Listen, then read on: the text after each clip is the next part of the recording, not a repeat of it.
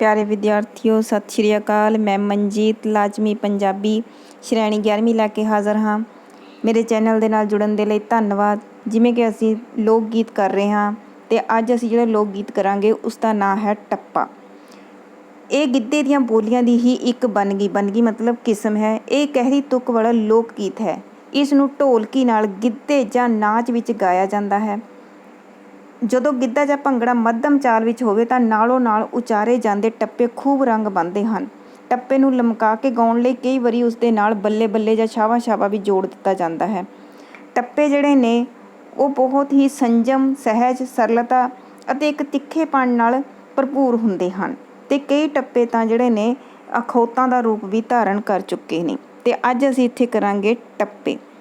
ਜਿਵੇਂ ਕਿ ਪਹਿਲਾ ਟੱਪਾ ਦਿੱਤਾ ਹੈ, ਤੂੰ ਕਿਹੜਿਆਂ ਰੰਗਾਂ ਵਿੱਚ ਖੇਲੇ ਮੈਂ ਕੀ ਜਾਣਾ ਤੇਰੀ ਸਾਰ ਨੂੰ। ਇਸ ਦੇ ਵਿੱਚ ਕਿਆ ਕਿਹਾ ਗਿਆ ਹੈ ਕਿ ਪਰਮਾਤਮਾ ਦੇ ਰੰਗਾਂ ਨੂੰ ਪਰਮਾਤਮਾ ਹੀ ਜਾਣਦਾ ਹੈ, ਉਸ ਨੂੰ ਅਸੀਂ ਨਹੀਂ ਜਾਣਦੇ। ਦੂਜਾ ਟੱਪਾ ਦੇਖੋ, ਤੇਰੇ ਦਿਲ ਦੀ ਮੈਲ ਨਾ ਜਾਵੇ ਨਹਾਉਂਦਾ ਫਿਰੇ ਤੀਰਥਾਂ 'ਤੇ।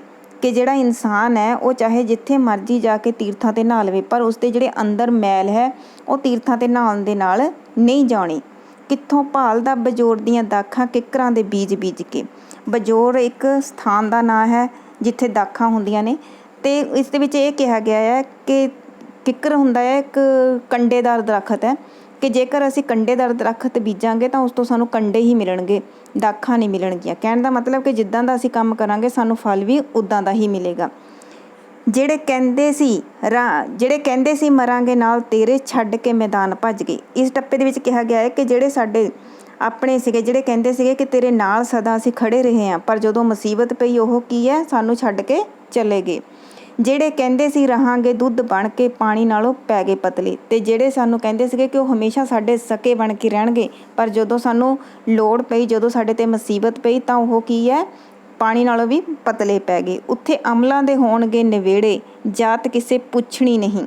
ਕਿ ਜਦੋਂ ਅਸੀਂ ਪਰਮਾਤਮਾ ਦੇ ਕੋਲ ਜਾਣਾ ਹੈ ਅੰਤ ਦੇ ਟਾਈਮ, ਉੱਥੇ ਸਾਡੇ ਜਿਹੜੇ ਅਮਲ ਨੇ, ਜਿਹੜੇ ਸਾਡੇ ਕੰਮ ਨੇ ਉਹੀ ਪੁੱਛੇ ਜਾਣੇ ਅਤੇ ਸਾਡੀ ਜਾਤ ਪਾਤ ਨੂੰ ਉੱਥੇ ਕਿਸੇ ਨੇ ਨਹੀਂ ਪੁੱਛਣਾ ਹੈ। ਗੋਰੇ ਰੰਗ ਨੂੰ ਕੋਈ ਨਾ ਪੁੱਛਦਾ ਮੁੱਲ ਪੈਂਦੇ ਅਕਲਾਂ ਦੇ। ਕਿ ਜੇ ਬੰਦੇ ਦੇ ਵਿੱਚ ਅਕਲ ਨਹੀਂ ਹੈ ਤਾਂ ਉਸਦੇ ਗੋਰੇ ਰੰਗ ਦਾ ਵੀ ਕੋਈ ਮੁੱਲ ਨਹੀਂ ਪੈਂਦਾ ਅਤੇ ਜੇਕਰ ਅਕਲ ਬੰਦੇ ਦੇ ਵਿੱਚ ਹੈ ਤਾਂ ਚਾਹੇ ਉਸਦਾ ਰੰਗ ਕਾਲਾ ਹੀ ਹੈ ਪਰ ਉਸ ਦੀ ਜਿਹੜੀ ਕੀਮਤ ਪੈਂਦੀ ਹੈ। ਤੇਰੇ ਬੋਤੇ ਨੂੰ ਗੁਵਾਰੇ ਦੀਆਂ ਫਲੀਆਂ ਤੈਨੂੰ ਵੀਰਾ ਦੁੱਧ ਦਾ ਛੰਨਾ।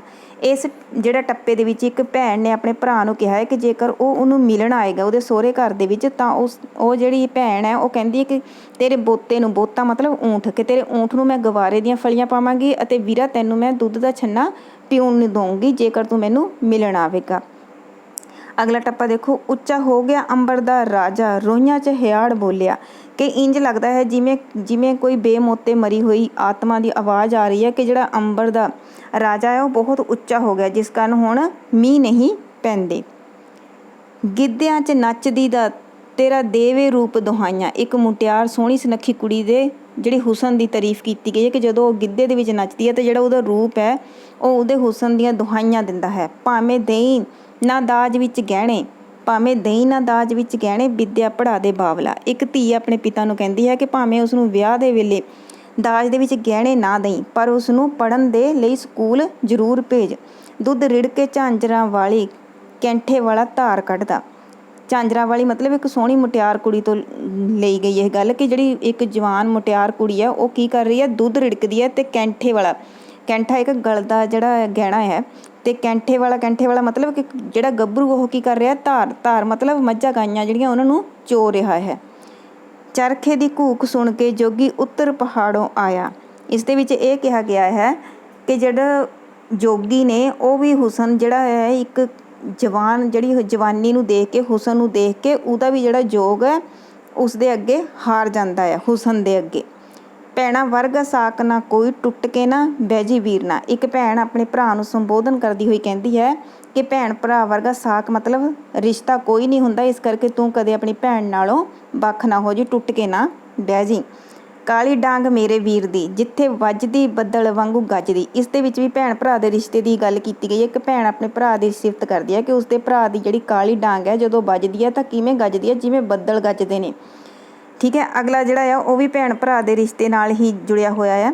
ਮੇਰਾ ਵੀਰ ਧਨੀਏ ਦਾ ਬੂਟਾ ਆਉਂਦੇ ਜਾਂਦੇ ਲੈਣ ਵਾਸ਼ਨਾ। ਅਤੇ ਇੱਕ ਭੈਣ ਆਪਣੇ ਭਰਾ ਦੀ ਜਿਹੜੀ ਹੈ ਸਿਫਤ ਕਰਦੀ ਹੈ, ਉਸਦੇ ਗੁਣਾਂ ਦੀ ਸਿਫਤ ਕਰਦੀ ਹੈ ਕਿ ਮੇਰਾ ਭਰਾ ਜਿਹੜਾ ਹੈ ਉਹ ਧਨੀਏ ਦੇ ਬੂਟੇ ਵਰਗਾ ਹੈ, ਜਿਸ ਦੀ ਵਾਸ਼ਨਾ ਲੈਣ ਦੇ ਲਈ ਲੋਕ ਉਸ ਦੇ ਕੋਲ ਆਉਂਦੇ ਹਨ।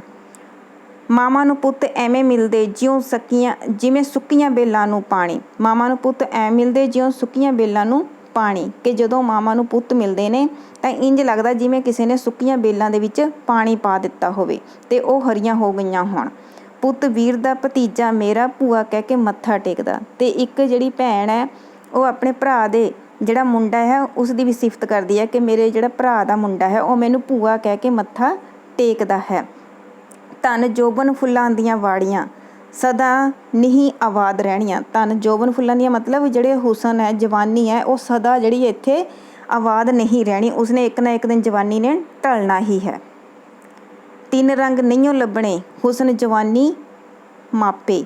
ਇਸ ਦੇ ਵਿੱਚ ਕਿਆ ਕਿਹਾ ਗਿਆ ਹੈ ਕਿ ਜਿਹੜੇ ਇਹ ਤਿੰਨ ਰੰਗ ਨੇ, ਹੁਸਨ ਹੈ, ਜਵਾਨੀ ਹੈ ਔਰ ਮਾਪੇ, ਜੇਕਰ ਇਹ ਇੱਕ ਵਾਰੀ ਚਲੇ ਜਾਣ ਤਾਂ ਇਹ ਦੁਬਾਰਾ ਨਹੀਂ ਮਿਲਦੇ। ਜਿਵੇਂ ਆਪਣੇ ਪੰਜਾਬੀ ਸਿੰਗਰ ਹਰਭਜਨ ਮਾਨ ਜੀ ਦਾ ਗਾਣਾ ਤੁਸੀਂ ਸੁਣਿਆ ਹੀ ਹੋਣਾ ਕਿ ਤਿੰਨ ਰੰਗ ਨਹੀਂਓ ਲੱਭਣੇ ਬੀਬਾ ਹੁਸਨ ਜਵਾਨੀ ਤੇ ਮਾਪੇ, ਉਹ ਇਸੇ ਜਿਹੜਾ ਹੈ ਟੱਪੇ ਉੱਤੇ ਗਾਇਆ ਗਿਆ ਹੈ।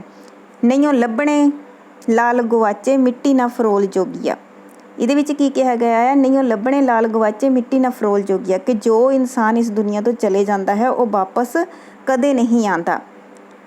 ਕਿਤੇ ਲਿਪਣੇ ਨਾ ਪੈਣ ਬਨੇਰੇ ਪੱਕਾ ਘਰ ਟੋਲੀ ਬਾਵਲਾ। ਇਹਦੇ ਵਿੱਚ ਕਿਆ ਹੈ, ਜਿਹੜੀ ਧੀ ਔਰ ਪਿਓ ਦੀ ਰਿਸ਼ਤੇ ਦਾ ਜਿਹੜਾ ਜ਼ਿਕਰ ਹੋਇਆ ਹੈ, ਧੀ ਜਿਹੜੀ ਉਹ ਆਪਣੇ ਪਿਓ ਨੂੰ ਕਹਿੰਦੀ ਹੈ, ਪਿਤਾ ਨੂੰ ਕਹਿੰਦੀ ਹੈ ਕਿ ਮੇਰੇ ਲਈ ਇੱਦਾਂ ਦਾ ਘਰ ਲੱਭੀ, ਪੱਕਾ ਘਰ ਲੱਭੀ, ਕਿਤੇ ਇਹ ਨਾ ਹੋਵੇ ਕਿ ਮੈਂ ਸਾਰੀ ਉਮਰ ਜਿਹੜੀ ਹੈ ਬਨੇਰੇ ਹੀ ਲਿਪਦੀ ਰਹਾਂ। ਕਿਹੜੇ ਹੌਸਲੇ ਲੰਮਾ ਤੰਦ ਪਾਵਾਂ ਪੁੱਤ ਤੇਰਾ ਬੈਲੀ ਸੱਸੀਏ। ਅਤੇ ਇਸ ਦੇ ਵਿੱਚ ਇੱਕ ਸੱਸ ਨੂੰਹ ਦੀ ਗੱਲ ਕੀਤੀ ਗਈ ਹੈ। ਜਿਹੜੀ ਨੂੰਹ ਹੈ ਆਪਣੀ ਸੱਸ ਨੂੰ ਕਹਿੰਦੀ ਹੈ ਕਿ ਉਸ ਨੂੰ ਕਿਸ ਗੱਲ ਦਾ ਹੌਸਲਾ ਹੋਵੇ, ਕਿਉਂਕਿ ਉਸਦਾ ਪੁੱਤ ਤਾਂ ਬੈਲੀ ਮਤਲਬ ਨਸ਼ੇੜੀ ਜਾਂ ਆਪਾਂ ਕਹਿੰਦੇ ਕਿ ਨਸ਼ੇ ਕਰਨ ਵਾਲਾ ਹੈ। ਅਤੇ ਇਸ ਕਰਕੇ ਉਹ ਆਪਣੀ ਸੱਸ ਨੂੰ ਕਹਿੰਦੀ ਹੈ ਕਿ ਕਿਹੜੇ ਹੌਸਲੇ ਲੰਬੇ ਤੰਦ ਪਾਵਾਂ ਪੁੱਤ ਤੇਰਾ ਵੈਲੀ ਸੱਸੀਏ, ਕਿ ਤੇਰਾ ਪੁੱਤ ਤਾਂ ਨਸ਼ੇੜੀ ਹੈ ਅਤੇ ਮੈਂ ਕਿਸ ਦੇ ਹੌਸਲੇ ਨਾਲ ਅੱਗੇ ਵਧਾਂ। ਕੱਟ ਦੇ ਫਰੰਗੀਆ ਨਾਮਾ ਇੱਕੋ ਪੁੱਤ ਮੇਰੀ ਸੱਸ ਦਾ। ਇਹਦੇ ਵਿੱਚ ਵੀ ਜਿਹੜੀ ਹੈ ਇੱਕ ਪਤਨੀ ਦੇ ਜਿਹੜੇ ਹੈ ਭਾਵਾਂ ਨੂੰ ਪ੍ਰਗਟ ਕੀਤਾ ਗਿਆ ਹੈ, ਜਿਹੜਾ ਕਿ ਕਹਿ ਸਕਦੇ ਹਾਂ ਕਿ ਪੁਰਾਣੇ ਸਮੇਂ ਵਿੱਚ ਫਰੰਗੀ ਮਤਲਬ ਅੰਗਰੇਜ਼ਾਂ ਨੂੰ ਕਿਹਾ ਗਿਆ ਸੀਗਾ ਕਿ ਉਹਨਾਂ ਦੇ ਟਾਈਮ ਦੇ ਵਿੱਚ ਹੋ ਸਕਦਾ ਫੌਜ ਵਿੱਚ ਹੋਵੇ, ਅਤੇ ਉਸਨੇ ਇਹੀ ਕਿਹਾ ਹੈ ਕਿ ਮੇਰੀ ਜਿਹੜੀ ਸੱਸ ਹੈ ਉਸਦਾ ਇੱਕੋ ਪੁੱਤ ਹੈ, ਇਸ ਕਰਕੇ ਉਹਦਾ ਜਿਹੜਾ ਹੈ ਨੌਕਰੀ ਤੋਂ ਨਾ ਕੱਟ ਦੇ ਤਾਂ ਜੋ ਸਾਡੇ ਕੋਲ ਆ ਕੇ ਰਹਿ ਸਕੇ। ਹਾੜੀ ਵੱਢੂੰਗੀ ਬਰੋਬਰ ਤੇਰੇ ਦਾਤੀ ਨੂੰ ਲਵਾ ਦੇ ਘੁੰਗਰੂ। ਇਹਦੇ ਵਿੱਚ ਇੱਕ ਪਤਨੀ ਆਪਣੇ ਪਤੀ ਨੂੰ ਕਹਿੰਦੀ ਹੈ ਕਿ ਉਹ ਜਿਹੜੀ ਹੈ ਹਾੜੀ ਵੱਢੂੰਗੀ ਬਰੋਬਰ ਤੇਰੇ, ਬਰੋਬਰ ਮਤਲਬ ਕਿ ਉਹਦੇ ਬਰੋਬਰ ਹੀ ਫਸਲ ਜਿਹੜੀ ਹੈ ਵੱਢੂੰਗੀ, ਪਰ ਕੀ ਹੈ ਉਹਦੇ ਲਈ ਕੀ ਕਰਨਾ ਪੈਣਾ ਹੈ, ਉਹਦੀ ਦਾਤੀ ਨੂੰ ਘੁੰਗਰੂ ਲਵਾ ਦੇਵੇ ਤਾਂ ਜੋ ਜਦੋਂ ਉਹ ਵੱਢੇ ਤਾਂ ਘੁੰਗਰੂ ਵੀ ਖੜਕਣ। ਚਿੱਟੇ ਚੋਲ ਜਿਨ੍ਹਾਂ ਨੇ ਪੁੰਨ ਕੀਤੇ ਰੱਬ ਨੇ ਬਣਾਈਆਂ ਜੋੜੀਆਂ। ਇਹਦੇ ਵਿੱਚ ਇਹ ਕਿਹਾ ਗਿਆ ਹੈ ਕਿ ਜਿਹੜੇ ਲੋਕਾਂ ਨੇ ਚੰਗੇ ਕੰਮ ਕੀਤੇ ਨੇ ਰੱਬ ਉਹਨਾਂ ਦੀਆਂ ਜੋੜੀਆਂ ਵੀ ਸੋਹਣੀਆਂ ਬਣਾਉਂਦਾ ਹੈ। ਜੱਗ ਜਿਉਣ ਵੱਡੀਆਂ ਭਰਜਾਈਆਂ ਪਾਣੀ ਮੰਗਾ ਦੁੱਧ ਦਿੰਦੀਆਂ। ਇਹਦੇ ਵਿੱਚ ਕਿਹਾ ਹੈ ਦਿਓਰ ਭਰਜਾਈ ਦੇ ਰਿਸ਼ਤੇ ਨੂੰ ਜਿਹੜੀ ਹੈ ਮਹੱਤਤਾ ਦਿੱਤੀ ਗਈ ਹੈ, ਅਤੇ ਦਿਓਰ ਆਪਣੀ ਭਰਜਾਈਆਂ ਨੂੰ ਕਹਿੰਦਾ ਹੈ ਕਿ ਉਹ ਜੁਗ ਜਿਉਣ, ਕਿਉਂਕਿ ਮੈਂ ਜੇਕਰ ਉਹਨਾਂ ਤੋਂ ਪਾਣੀ ਵੀ ਮੰਗਾਂ ਤਾਂ ਉਹ ਕੀ ਕਰਦੀਆਂ ਹੈ, ਮੈਨੂੰ ਦੁੱਧ ਪਿਆਉਂਦੀਆਂ ਨੇ। ਮੁੰਡੇ ਮਰ ਗਏ ਕਮਾਈਆਂ ਕਰਦੇ ਲੱਛੀ ਤੇਰੇ ਬੰਦ ਨਾ ਬਣੇ। ਇਸ ਦੇ ਵਿੱਚ ਕਿਆ ਕਿਹਾ ਗਿਆ, ਇੱਕ ਆਰਥਿਕ ਕਮੀ ਜਿਹੜੀ ਦੱਸੀ ਗਈ, ਆਰਥਿਕ ਤੌਰ 'ਤੇ ਜਿਹੜੀ ਤੰਗੀਆਂ ਦੇ ਬਾਰੇ ਦੱਸਿਆ ਗਿਆ ਹੈ ਕਿ ਜਿਹੜੇ ਮੁੰਡੇ ਨੇ ਉਹ ਸਾਰੀ ਉਮਰ ਕਮਾਈਆਂ ਕਰਦੇ ਨੇ, ਪਰ ਲੱਛੀ ਦੇ ਜਿਹੜੇ ਬੰਦ ਹੈਗਾ ਇੱਕ ਗਹਿਣਾ ਹੈ ਉਹ ਨਹੀਂ ਬਣਿਆ ਹੈਗਾ। ਪਾਣੀ ਡੋਲ ਗਈ ਝਾਂਜਰਾਂ ਵਾਲੀ ਕੈਂਠੇ ਵਾਲਾ ਤਿਲਕ ਗਿਆ। ਇਹਦੇ ਵਿੱਚ ਕਿਹਾ ਹੈ ਕਿ ਜਿਹੜੀ ਕੁੜੀ ਹੈ ਉਹਨੇ ਪਾਣੀ ਡੋਲ ਦਿੱਤਾ ਅਤੇ ਕੈਂਠਾ ਜਿਹੜਾ ਇੱਕ ਗਲ ਦਾ ਗਹਿਣਾ ਹੈ, ਕੈਂਠੇ ਵਾਲਾ ਦਾ ਇੱਥੇ ਮਤਲਬ ਹੈ ਕਿ ਜਿਹੜਾ ਗੱਭਰੂ ਹੈ ਉਸ ਪਾਣੀ ਦੇ ਉੱਤੇ ਤਿਲਕ ਗਿਆ। ਅਤੇ ਸਾਡਾ ਆਖਰੀ ਜਿਹੜਾ ਟੱਪਾ ਹੈ ਉਹ ਹੈ ਮੇਰੇ ਵੀਰ ਨੂੰ ਸੁੱਕੀ ਖੰਡ ਪਾਈ ਸੱਸੇ ਤੇਰੀ ਮੱਝ ਮਰ ਜੇ। ਇਹਦੇ ਵਿੱਚ ਇੱਕ ਜਿਹੜੀ ਭੈਣ ਹੈ ਜਦੋਂ ਉਸਦਾ ਭਰਾ ਉਸ ਨੂੰ ਮਿਲਣ ਆਉਂਦਾ ਹੈ ਤਾਂ ਉਸਦੇ ਭਰਾ ਨੂੰ ਉਸਦੀ ਸੱਸ ਨੇ ਸੁੱਕੀ ਖੰਡ ਪਾ ਦਿੱਤੀ, ਘੇ ਨਹੀਂ ਉੱਤੇ ਪਾਇਆ, ਇਸ ਕਰਕੇ ਉਹ ਆਪਣੀ ਸੱਸ ਨੂੰ ਜਿਹੜੀ ਕਹਿੰਦੀ ਹੈ ਕਿ ਮੇਰੇ ਵੀਰ ਨੂੰ ਸੁੱਕੀ ਖੰਡ ਪਾਤੀ, ਉਸ ਉੱਤੇ ਘੇ ਨਹੀਂ ਪਾਇਆ, ਇਸ ਕਰਕੇ ਤੇਰੀ ਜਿਹੜੀ ਮੱਝ ਉਹ ਮਰ ਜਾਵੇ। ਇਸ ਤਰ੍ਹਾਂ ਇਹਨਾਂ ਟੱਪਿਆਂ ਦੇ ਵਿੱਚ ਬਹੁਤ ਹੀ ਜਿਹੜੇ ਆ ਸੋਹਣੇ ਤਰੀਕੇ ਨਾਲ ਰਿਸ਼ਤਿਆਂ ਦਾ ਜ਼ਿਕਰ ਕੀਤਾ ਹੈ, ਜਿਨ੍ਹਾਂ ਦੇ ਵਿੱਚ ਭੈਣ ਭਰਾ ਦਾ ਆ, ਠੀਕ ਹੈ, ਅਤੇ ਸੱਸ ਨੂੰਹ ਦਾ ਆ, ਪਤੀ ਪਤਨੀ ਦਾ ਆ, ਇਸ ਤਰ੍ਹਾਂ ਦੇ ਜਿਹੜੇ ਰਿਸ਼ਤੇ ਨੇ ਉਹ ਇਸ ਟੱਪਿਆਂ ਦੇ ਵਿੱਚ ਜਿਹੜੇ ਆ ਉਜਾਗਰ ਹੋਏ ਨੇ। ਅਤੇ ਇਹ ਸਨ ਸਾਡੇ ਟੱਪੇ, ਅਤੇ ਜ਼ਰੂਰ ਤੁਹਾਨੂੰ ਪਸੰਦ ਆਉਣਗੇ।